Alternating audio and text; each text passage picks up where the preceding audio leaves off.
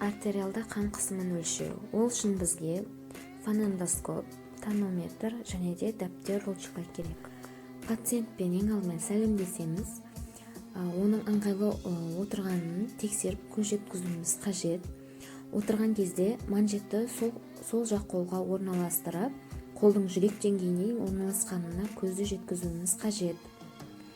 Науқастың жалаңаш қолына шынтақ буынынан 2-3 см жоғарыға манжетті бір саусақ сиятындай етіп босатып оралады.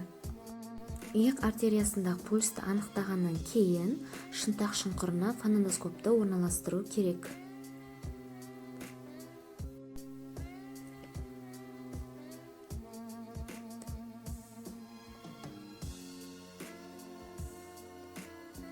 Сфигмоманометрдің вентилін жауып, пульс жоғалғанға дейін грушамен ауаны толтырамыз.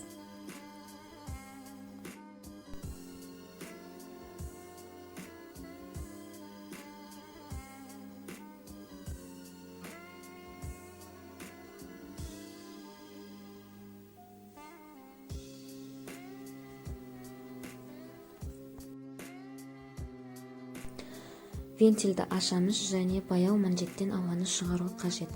Бір мезгілде фонендоскоппен иық артериясын тыңдап және манометрдің шкаласындағы көрсеткішті бақылап отыру керек.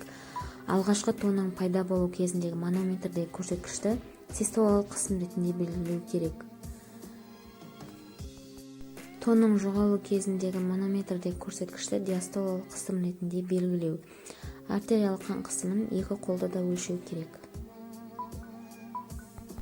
Қалыпты жағдайдағы қан қысымы 120/80.